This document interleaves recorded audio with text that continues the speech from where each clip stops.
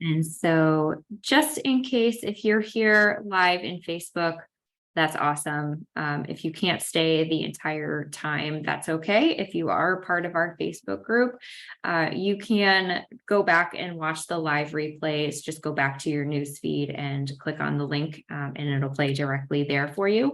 I'm also recording this in Zoom, and I'm going to be sending out a YouTube link a little bit later. Actually, tonight's replay is going to be tomorrow morning. So if you do miss it and you prefer to watch it that way, you'll get it first thing in the morning tomorrow, and same throughout the rest of this week. So if we have not met yet, I know a lot of you I have, and some of you I have not. My name is Jackie Durand. I'm a registered dietitian here at JD Nutrition LLC. And literally the only reason that we're here doing this challenge right now, this weight reset, this nutrition reset, is because I have actually struggled with my weight for most of my life. I am 36 now. Had to figure that out. So it's been about 20 years of me trying to, lose weight, maintain weight, and all of that stuff. And I'd say I'd been successful with that for probably 15 of those. I'd say the first 5 years was a bit of a struggle, but basically at age 16, something clicked in my head and I was able to lose about 50 pounds on my own. And when you're 16, that's relatively easy. As you get older, over 30 specifically, it's very hard. Things start to slow down, things become more challenging for a number of reasons, and losing that weight is such a challenge. But anyway, I did do that thing, right? I lost some weight, and I decided then and there that I was going to help people do the same thing as a career choice. And so I decided to become a registered dietitian. And for the last 5 years, I have been doing just that, helping people lose weight naturally, diet, exercise, lifestyle changes, no magic pills, potions, or any of that stuff. None of that tends to work long-term anyway, and can be downright unsafe.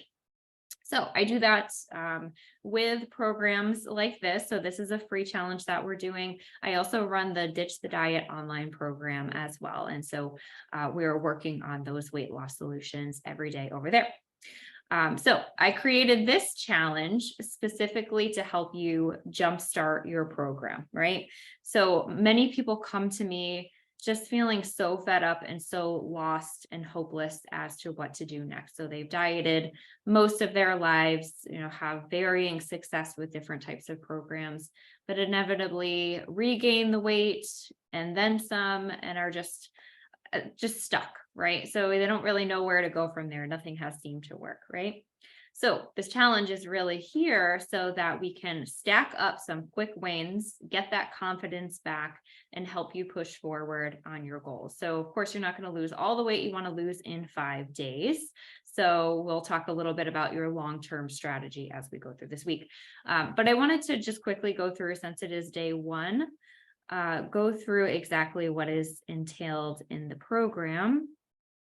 And let me make sure I can get there. I'm going to share my screen with you because I don't know why I can't share anything else. So I'll save that for later. This for later. This for later. My printer cartridge. No, I don't know what that is. All right. I'm hoping that you can see. Sorry about that. The manual here. So you should have received this manual via email for the 5-day nutrition reset. And we have some basic rules of engagement that we're following here. So you've gotten the sample meal plan that we have.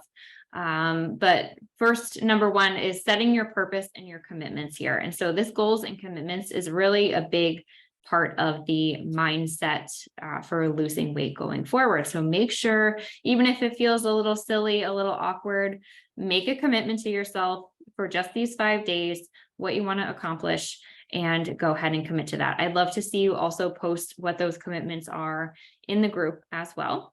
And you can get to know some of your Facebook group members as well.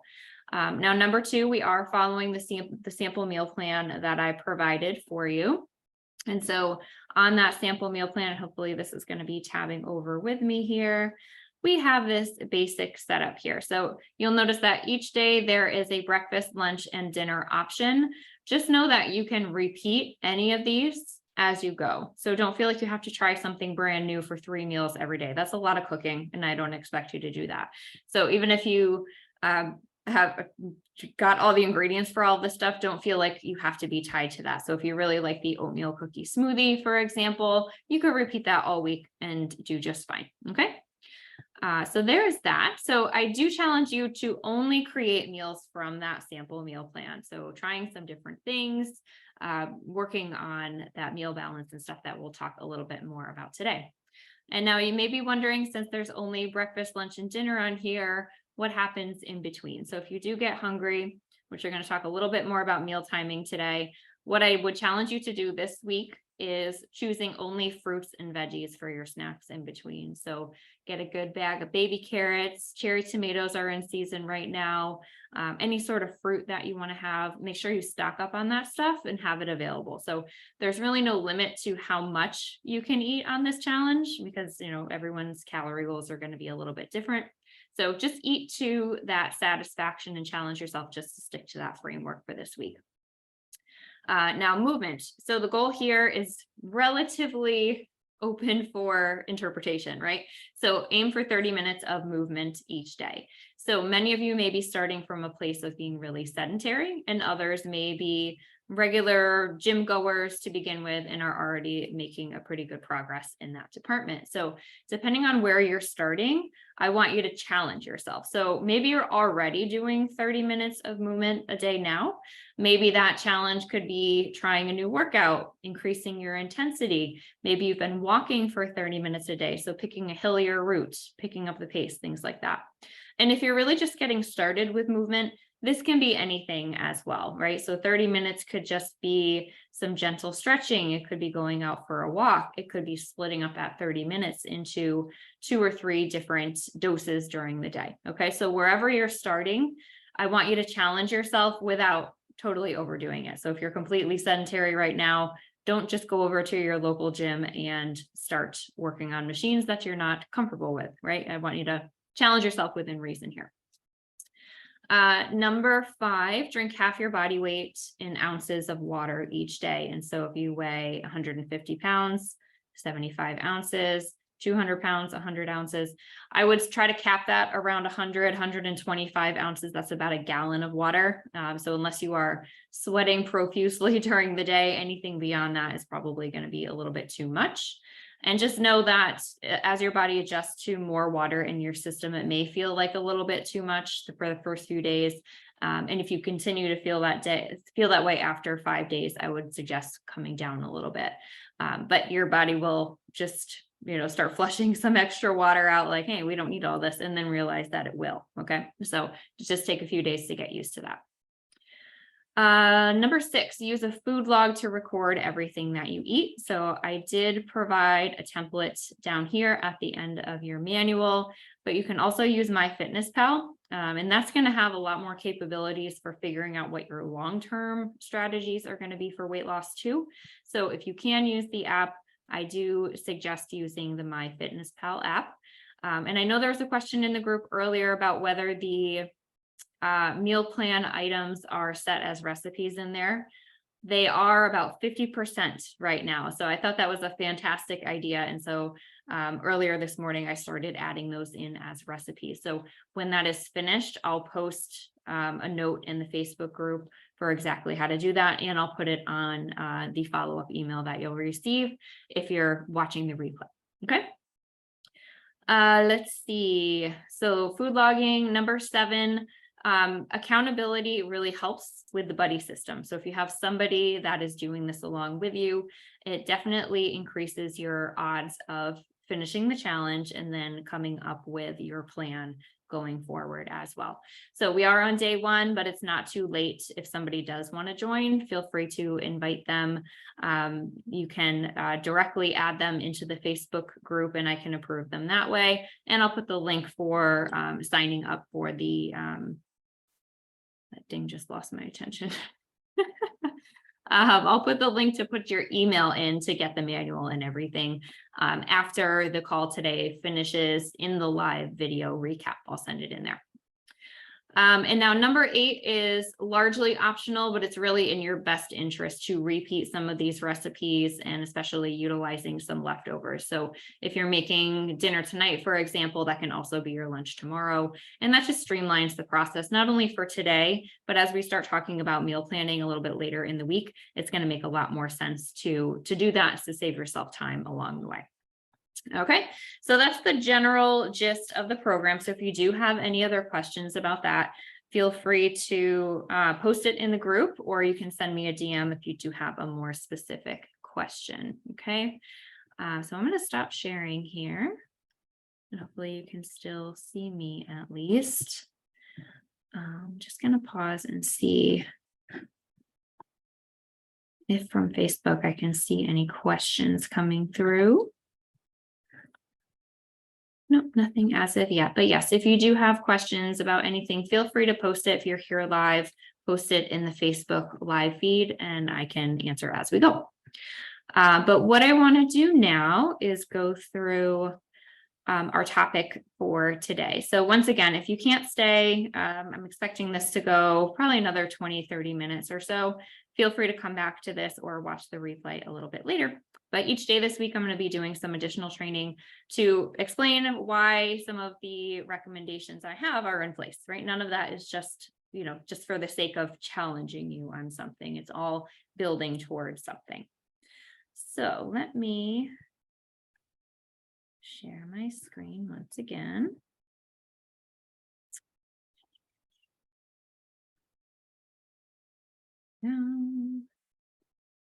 All right, now hopefully you are seeing my PowerPoint. Something is a little funky in here the way I have to share this. So, technology, pretty tough. All right, so let's start very basics, rewind the program a little bit here. So we know what we're doing for the challenge, but why are we doing this to begin with, right? So there's only one basic requirement for losing weight, and that is creating a long-term calorie deficit. All right, so it sounds really simple, and there are a number of ways to do this. And I think you can really get overwhelmed by all of the best ways to do it out there. So there's people that tout low carb, no carb, intermittent fasting, keto, whatever the newest thing is that I probably haven't even heard of yet that you probably are all aware of. I try to just keep my head down because I know that what I'm doing works, right? So none of that really matters. And here's why. What matters is choosing a plan that you specifically can follow. So remembering we only need a calorie deficit. And so there are an infinite number of ways to accomplish that. Okay. So it does sound simple and you could already be doing this, right? Well, not quite. So sticking to that calorie deficit for a long enough period to get to your goal weight, get to your ideal weight, is challenging for so many reasons. And if you've tried dieting before, tried this on your own before, you already know that, right? You're rolling your eyes over there, I can tell. So what's coming in from my angle as a dietitian is you need to be choosing the foods and the plan and the pattern that is going to help you feel full and happy instead of edgy and starving all the time, right? So if you're assuming that you have to go in feeling hungry all the time, it's just going to be so much harder to get started. It's such a negative feeling, right? So these foods also need to serve your body for health as well. So, as the dietitian, what I'm focused on within my program is offering foods and combinations and things that also make sure that our blood pressure stays stable, our cholesterol is in check, our blood sugar stays stable, and all of these other things that incorporate good health. Right? It's not just about creating weight loss, it's about creating a healthier existence across the board. And I think that's where a lot of weight loss programs sort of miss the mark on that as well. Okay. And so that's where working with a professional can really make the difference. You can certainly go on your own and there's no lack of information available on the internet, but I think weeding through and figuring out what's going to work best for you is best left to professionals, in my professional opinion. Okay. So we have this one requirement, but we also need that right information and the right plan. So like I said, weeding all that stuff down into one usable plan that you can follow is a big challenge in and of itself. And number two, you have to have the right mindset to really do that, right? You can't just go in expecting to lose weight overnight. You can't expect that a few small changes or even a 5-day challenge is going to be everything that you need in order to succeed long term, right? Now, you also can't think about going into a program thinking that you need to give things up, right? So if you know that you have to start on Monday and you have to give up all of your favorite foods, which I have not asked you to do quite yet. If you think that, oh, well, I have to have this dessert on Saturday because come Monday, I'm not going to be able to have that. You're going to find yourself continually starting over on Monday because you're not honoring those food cravings and finding something that's actually sustainable for you. Okay. So you also can't start a program thinking that if this is the right solution, and I'm going to put this in quotations because I hear this from people all the time. If this is the right solution for me, motivation won't be an issue. Okay. I'm here to tell you that motivation is unreliable at best. You're never going to be motivated all the time. And it doesn't matter what type of plan you follow, what type of exercises you do, what kind of foods that you're eating. You're always going to be at a loss of motivation at certain times. Okay. And so having the right support, that number 3 under this calorie deficit, having the right support to not only get that right information, get that mindset together, but to have that support system behind you to say, all right, you're having a really crappy day, really crappy week, a really crappy month. You've earned a weight loss plateau. You don't really know what to do right now. To pick you up from that scenario takes a village, right? Being able to do that for yourself is quite the challenge. And if you are really trying to play the long game here and keep this calorie deficit and get to that eventual ideal body weight, and the maintenance is another thing altogether, then you really need the right support to follow through. And so when I was saying that we need to get a buddy system going for you to have this optimal success, that is exactly where that recommendation is coming from. We are better in numbers. We have strength in that community, and that's how people succeed ultimately. All right. Okay, so let's get into the meat and potatoes here. So we know that we need a calorie deficit. There are an infinite number of ways to do this, like I said. And I think what is really cool about the program that I have is that no two people come out with the same exact plan. And it's actually really fun for me to see like how people take the same core framework of information that gets taught over these 12 weeks and how they utilize it and how they spin it in different directions to really fit into their lifestyle. And that's really because none of the people that are in my program currently, which I know some of them are here, which kudos to you. You're awesome for taking on an additional challenge on top of your program this week. Everyone is different, right? Everyone starts at a different spot. Everyone has different lifestyles. They're doing different jobs. They have different schedules, different commitments. We have some parents of young kids. We have parents of older kids. We have empty nesters, all sorts of different types of people coming from different places, experiencing different obstacles, having different motivators, and no two people are coming out with the same program. And I think that's really awesome. But what I wanted to do today is share a couple of the commonalities that we see, things that are common between all of these people for what they're doing.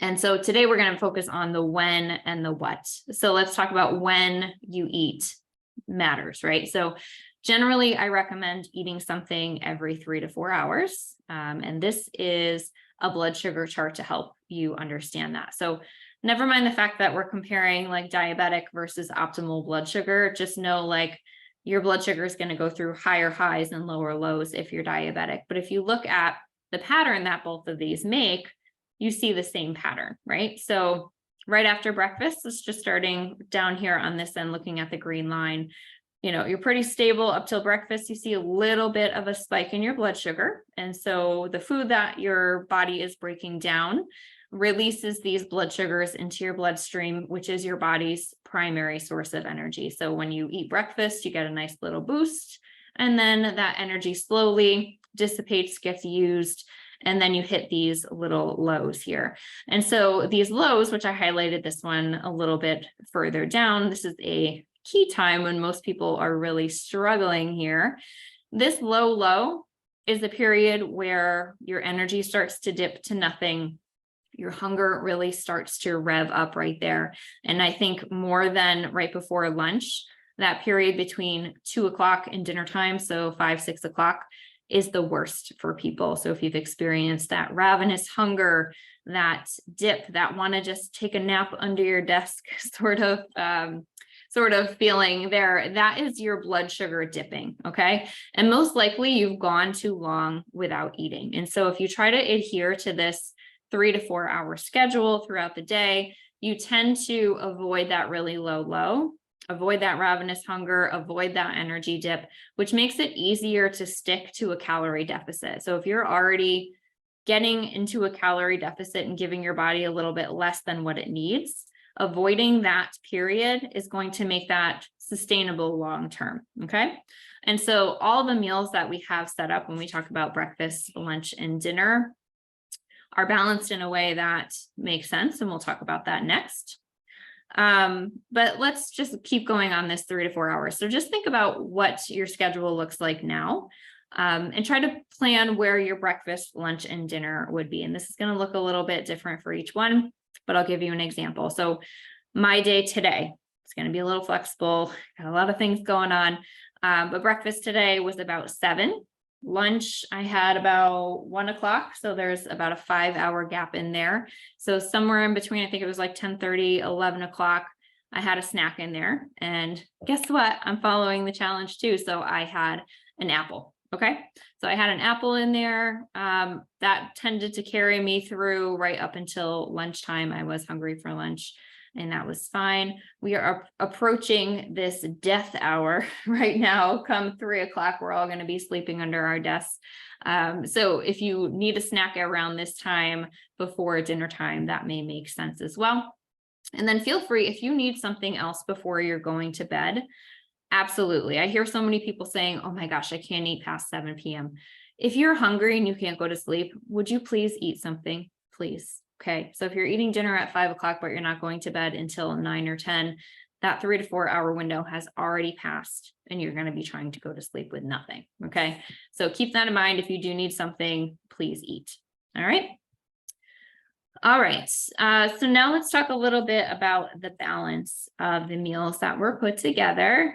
So you don't really need to worry so much about this week, but as we start planning past the 5 days, a little bit later this week, we're going to take a closer look at this. So I just wanted to show you how I chose some of the meals that are in our program for the week, and they're based on this idea here.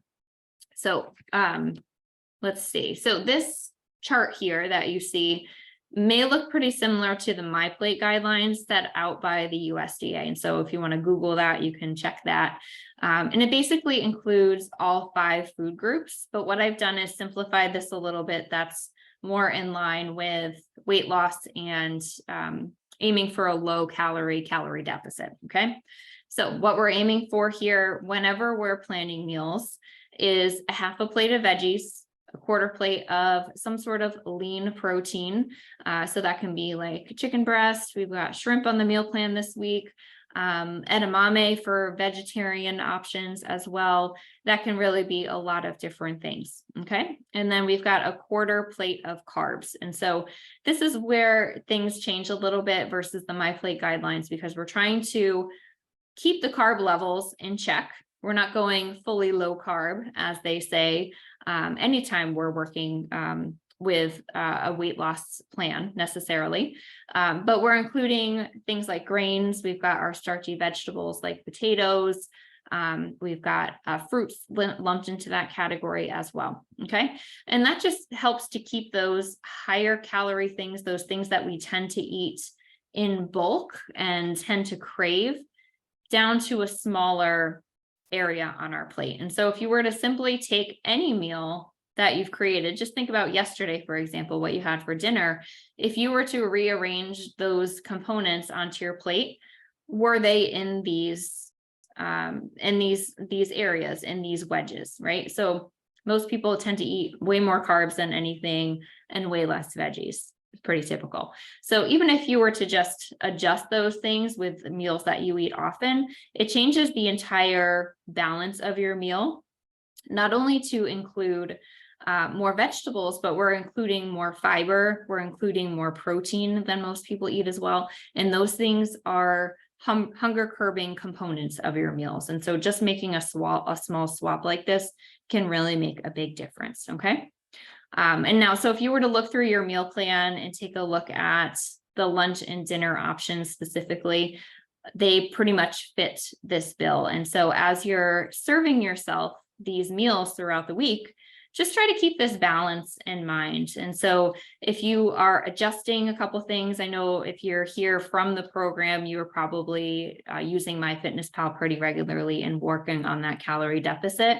The meals aren't specific to a calorie range. And so you're going to have to do a little bit of adjusting to make it fit within your framework, right? And so if you have this in mind and you're keeping it within your calorie range by just adjusting some of the little things, then you're going to be much more successful. And now if you're not in the program, you're not counting calories or doing any of that heavier work right now, just sort of keeping an eye on this structure as you're serving yourself can get you pretty far as well. Okay. All right. So that was about it for today. So I'm sure we're coming up with a couple more questions than answers for today as well, which may be wondering how exactly you figure out how many calories you should be eating, right? So we've alluded to the fact that you need a calorie deficit. You need to be burning off more calories per day than you're taking in, which makes total sense. I'm sure you've heard that before.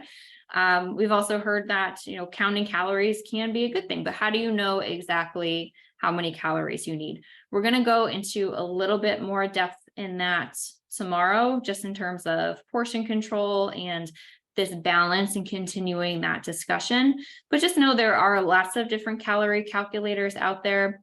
And in my program, we do go through these calculations extensively, and we go through the process of figuring out how to determine if that number that you arbitrarily came up with is going to work for you, and if it's working for you at any time during the program. So I think the challenging thing with a calorie deficit is there are so many factors that determine how many calories you're burning throughout the day, which can vary as you lose weight and, as you progress throughout your solution, right? So how to adjust that as you go, and knowing that you're not going to just be at 1 calorie level the entire time is really important. Okay.